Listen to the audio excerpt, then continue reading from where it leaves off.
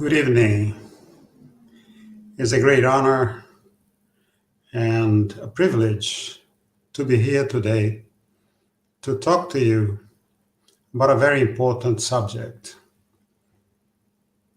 First of all, I'd like to extend my heartfelt thanks to Nekafla for the opportunity that it is giving me today to talk to you about the life and times of Martin Luther King. I would like also to thank all of those that have seen or will see this presentation at one point in time. Once again, thanks for coming. As usual, we start with our announcements. As you may know,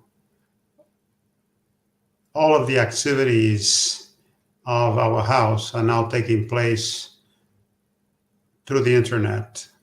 Unfortunately, for the time being, until at least the middle of next month, we will not be able to have activities where people will be in contact with each other. We are monitoring the situation, and we will try to get back to a more normal modus of operation as soon as we are allowed by the government authorities in Brussels and in Belgium. Nevertheless, we are continuing to do our work to propagate the Spiritist message through the internet. Every Saturday at 1700, we'd have a presentation in Portuguese. Every Monday at 1900, we have a presentation in French. We have also on Tuesdays at 1900 a vibration activity, and then we have at 2000 that talks in English. We also have our mid-unit groups that continue to meet and study the doctrine. We will do the best we can in these difficult times, but we have faith in God, faith in Jesus, that better times will come.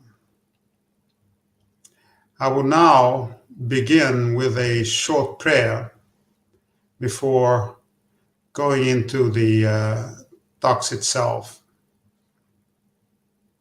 I'd ask all of those who are present, whether they are incarnate or disincarnate, to close their eyes, to breathe deeply, to try to find calm and relaxation within themselves so that they can be in touch with their true nature, their true essence, their spiritual essence. And each time one breathes in or breathes out, we will see that we become more relaxed, we become more calm, we become more linked to God's creation, not only within ourselves, but also in the world at large and the whole universe. Let us now find ourselves at a temple of peace and quiet within ourselves, where we can feel the good vibrations that are coming from all over the universe. Vibrations of peace, vibrations of love, vibrations of hope, vibration of happiness, so that we can not only feel them, but we can also share them with all of those, incarnate or disincarnate, that are around us.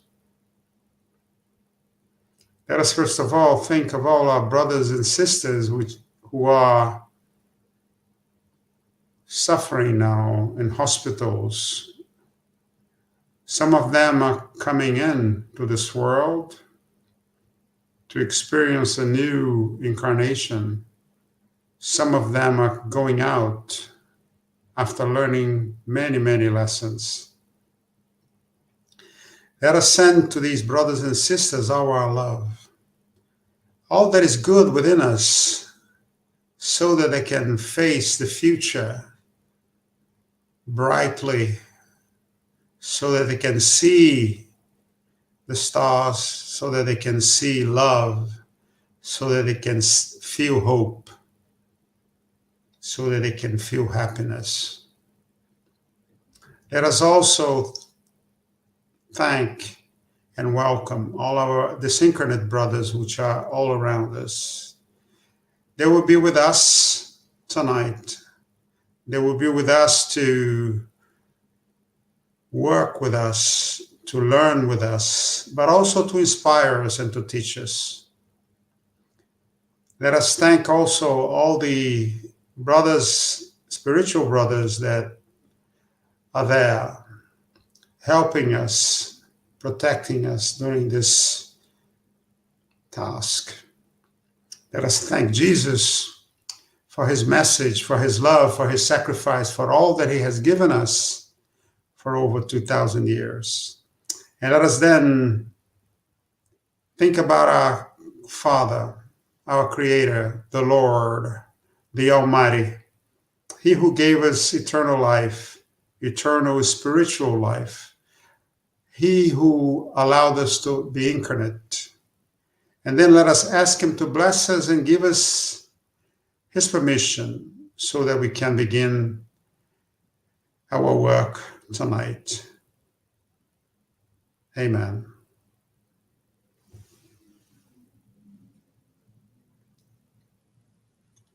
The subject of today is I just want to do God's will. It was inspired to me by the life and times of Martin Luther King. There is a link that I like to remind you of, is that when these events happened, I was a teenager, just coming out of childhood in the United States. And I remember very vividly these days. They were bright spring days, a lot of sun out there. And these events really marked my life. And this is why I wanted to pay homage to this man, even though he's not a spiritist. I wanted to pay homage to this man who helped so many. So let us begin. Dr. Martin Luther King Jr. was a Baptist minister, a civil rights leader, a Nobel Peace Prize winner. But he was also an imperfect man. He had some defects, some vices. He smoked, for example, cigarettes. He had a strong liking for the ladies. He was born in 1929. And in April 1968, he went to Memphis, Tennessee. And he was there in support of a strike by sanitation workers, essentially black. Most of the sanitation workers, people who pick up the garbage in the city, were blacks. And the black workers were mistreated. They were not getting the same wages as some of their colleagues.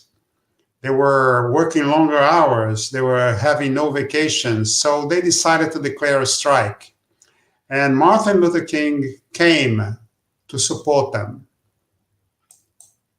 And on the 3rd of April, 1968, he spoke at the Mason Temple. Mason Temple is a very large Protestant church in the downtown Memphis, Tennessee. And he gave, in this occasion, one of his greatest speeches. He had many great speeches, principally, obviously, the I Have a Dream speech, which he gave in Washington, D.C. a few years earlier. And this sermon on this date, on the 3rd of April, 1968, lasted for about 45 minutes. And he talked a lot about the parable of the Good Samaritan. And we as Spiritists, we know very well what that means. The Good Samaritan was a Samaritan, a member of one of the tribes that lived in the area where Jesus walked the earth. And they were not Jewish. And because of that, they were sometimes discriminated against. And the Good Samaritan met on the road to Jerusalem a man that had been attacked by robbers. And even though he was Jewish, he helped him. He helped him to get on his feet. He helped him to get to the next village. And he even paid for a few days hospitality at an inn so that the person could get back on his feet. So it's an example in the Bible or in the gospel, according to Spiritism, of selfless work for someone who has been done wrong, but is able to go beyond that and be charitable, even to those who have discriminated against them.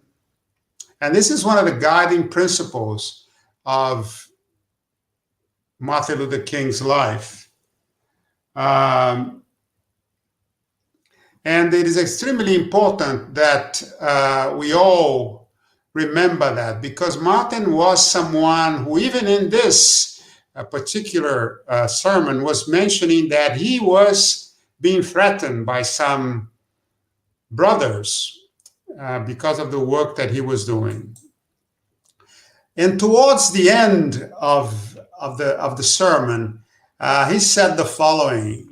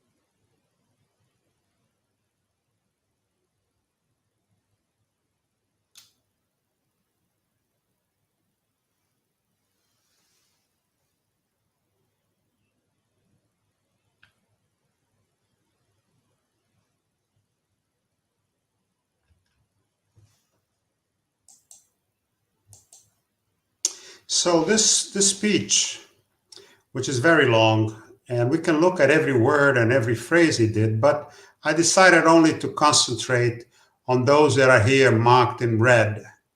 It is very important also for you to realize that the power of the speech came from the way that Martin spoke.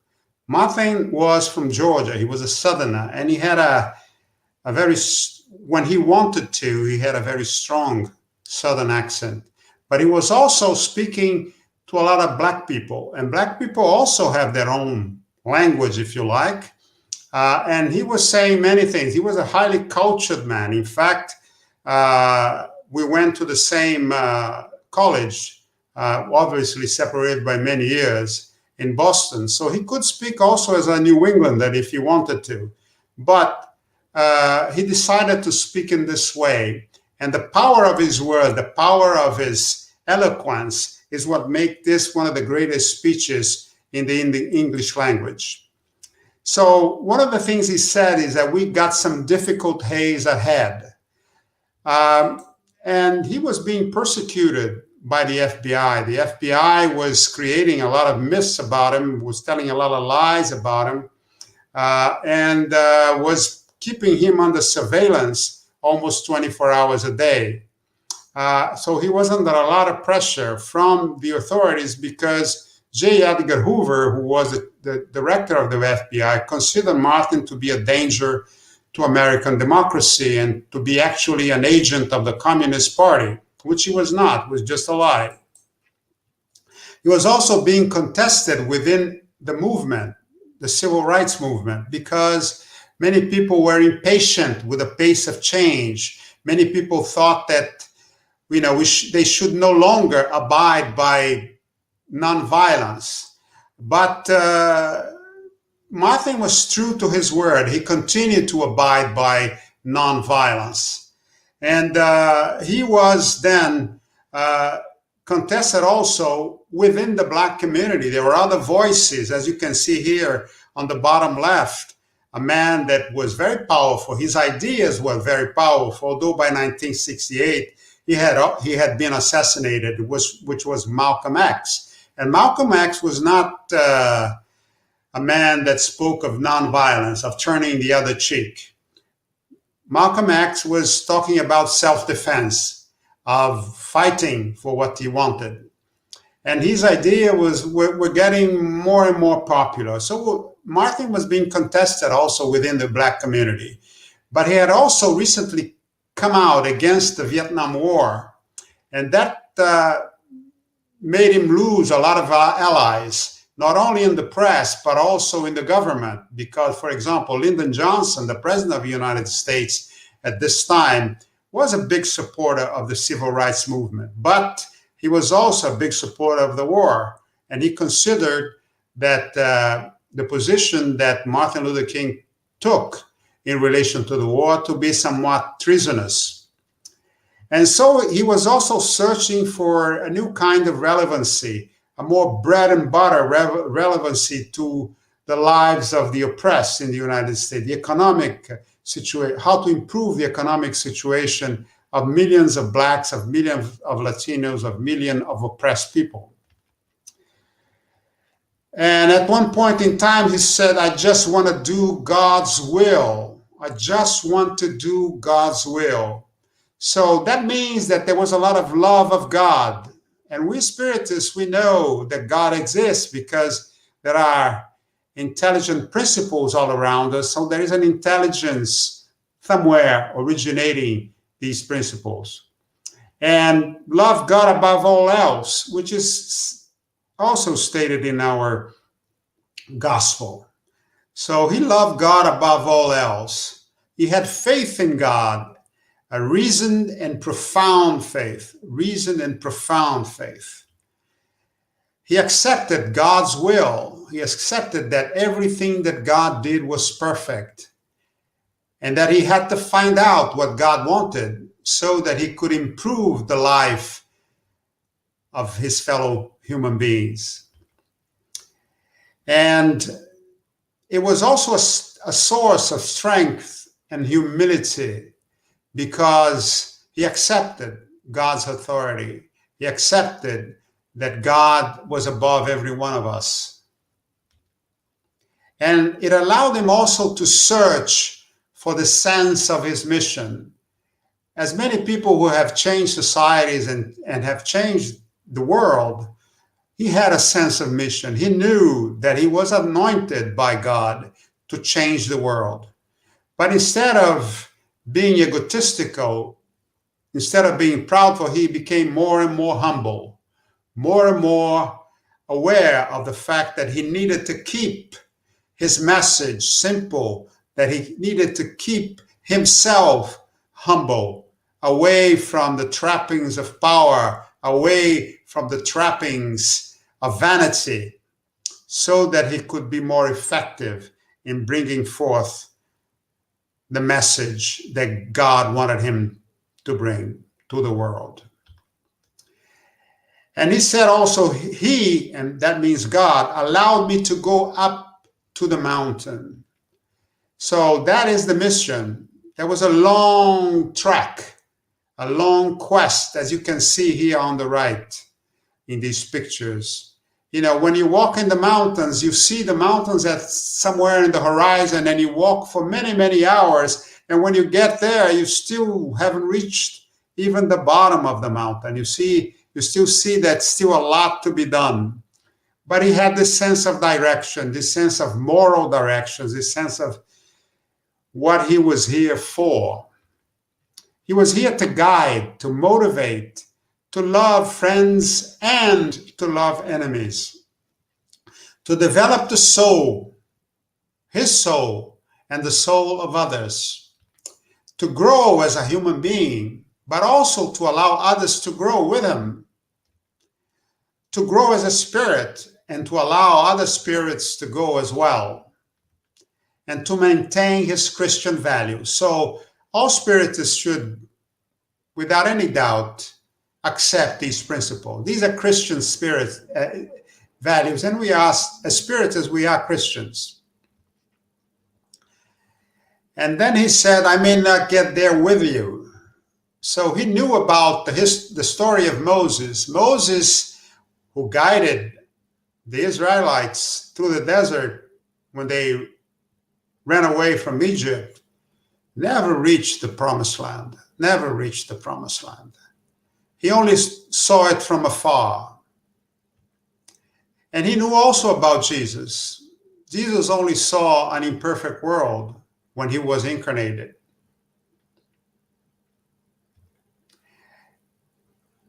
But he pointed the way to the promised land. Both Moses and Jesus pointed the way to the promised land. And this is what Martin decided to do. He wanted to point the way to the promised land. He wanted to say, go right, even though I'm still here going left, because I still have to work to do somewhere else. He accepted his fate, whatever it might be, whatever God's will might decide. He trusted God. He trusted God. He trusted God with his life. He put his life in God's hands.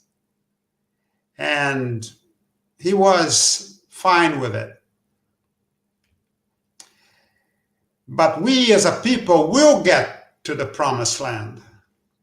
He had a vision of the future for all mankind, not just for Black people, but for all mankind.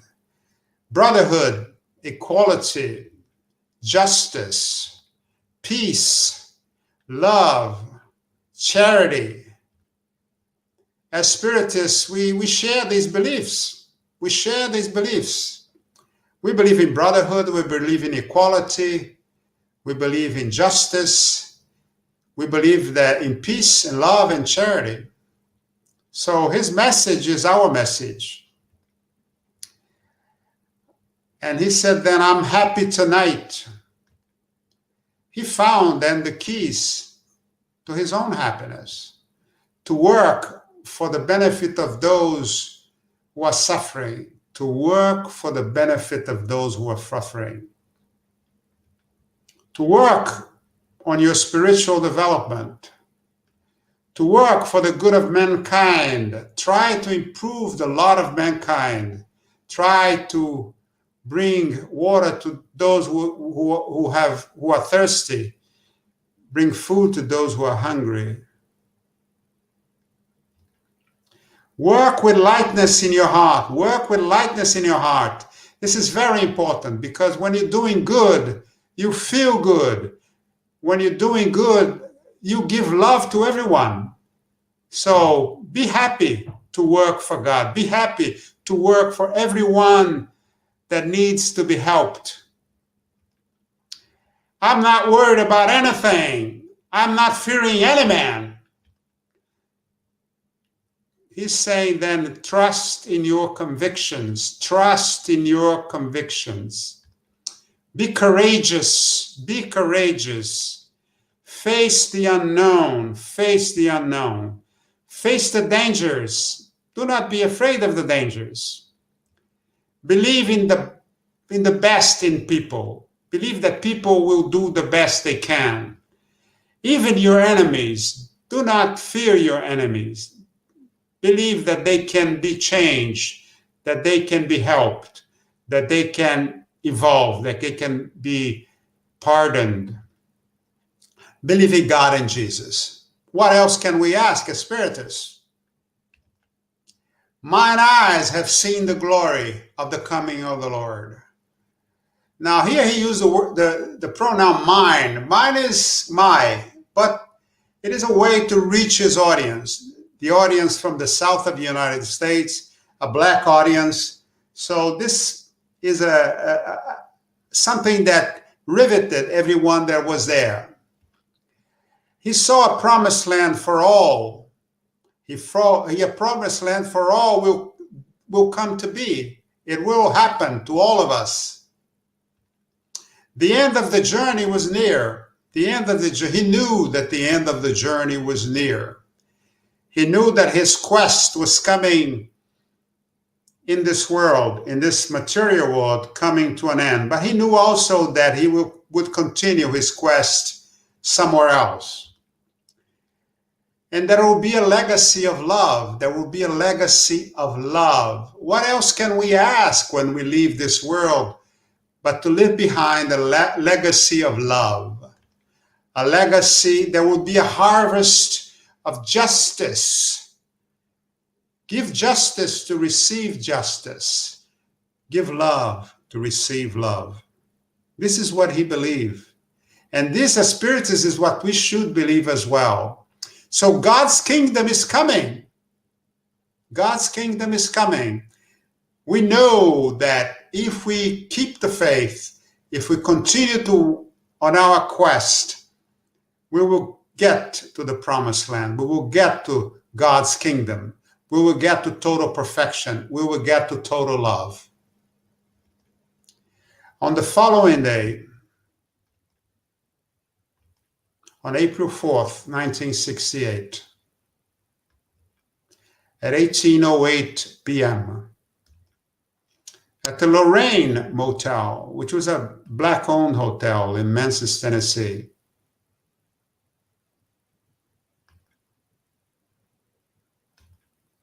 Martin Luther King Jr. was shot by a sniper.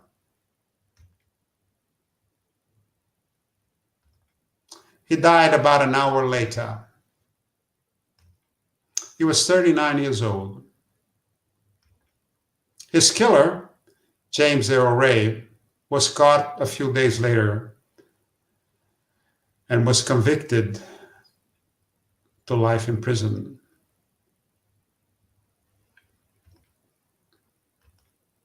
Martin Luther King was buried in Atlanta on the 9th of April, 1968. He was carried in a wagon pulled by 2 mules.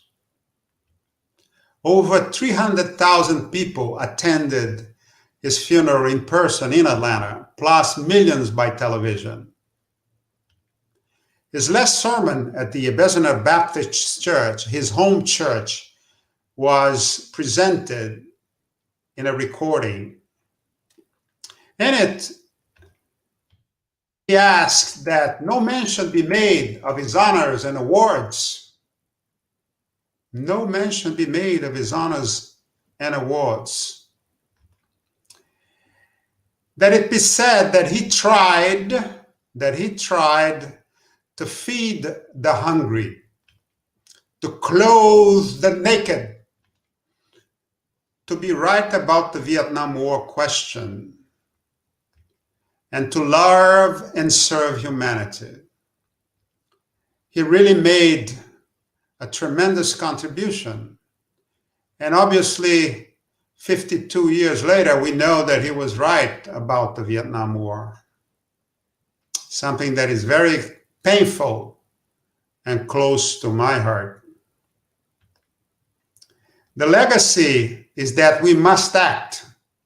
Time is short. We don't know how long we're going to be here. So do not wait. Do something now. Do something now to help your brother, even if you have many defects, even if you burst sometime with anger. Do something to help people now. Do not wait until tomorrow. We cannot be afraid of what we believe. We cannot be afraid of the consequences. Suffering does not justify hate. If you suffered in the past, you're not justified to hate someone. Even that person who made you suffer, or that group that made you suffer. Injustice does not justify injustice. Injustice justifies justice. So keep justice in your mind. We can battle evil with goodness. We can defeat hate with love. We can, and right is more powerful than might. Right is more powerful than might. We can shine a light into the darkness. It's the only way to chase darkness from the world, is by shining a light into it. We can act in God's name. We can act in God's name. He gave us the power to act in his name for the good of the world, for the good of our fellow human beings. We owe love and compassion to our enemies. Jesus' words should lead us. The love of God and our neighbors should guide us. So this is what his message was. And I hope that all of us as Spiritists can see that also as Christians, we can find ourselves within the message that Martin gave us. Thank you very much for being here. And I would like now to say a short prayer.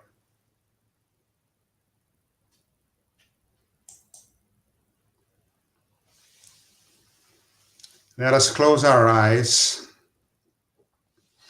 and breathe deeply, trying to find within ourselves quiet, silence.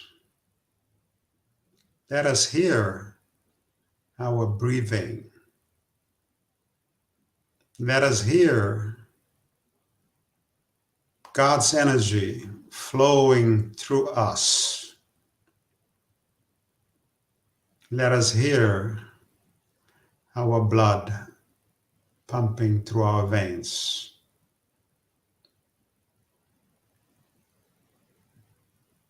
Let us also go to a quiet place where we can be in touch with our brothers in spirit, to our sisters in spirit, whether they are incarnate or disincarnate. Let us reach out and touch them with our hearts. Let us reach out and touch them with our feelings so that they can understand that they are loved, so that they can understand that they are forgiven, so that they can feel hope, that they can feel happiness wherever they are. Let us send to our friends, spiritual friends who are suffering on either side of the mirror, a lot of love, a lot of compassion. Let us also vibrate for those who are suffering physically now in hospital, so that they can feel hope wherever they go, that they can embrace calm, that they can embrace forgiveness, that they can embrace hope, and that they are confident in their future, whether on this side or on the other side. Let's give them confidence so that they are not afraid of what is coming. Let us also thank all our brothers who have helped us tonight, protected us, inspired us, those that have been with us, those that are far from us. Let us also think about Jesus and his words. Jesus that helped us for the last millennia. He who sacrificed himself so that we know what true pardon is, so that we know that what real love is, what infinite love is. Let us thank Jesus for coming into our hearts each and every day to shine his light on our path towards salvation.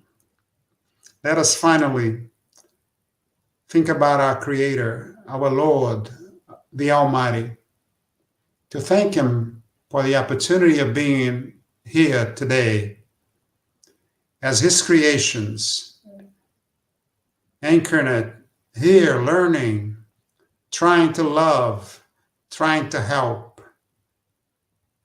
trying to preach. And finally, let us ask him to bless us and allow us to finish our work for today. Thank you very much for coming, and see you next time.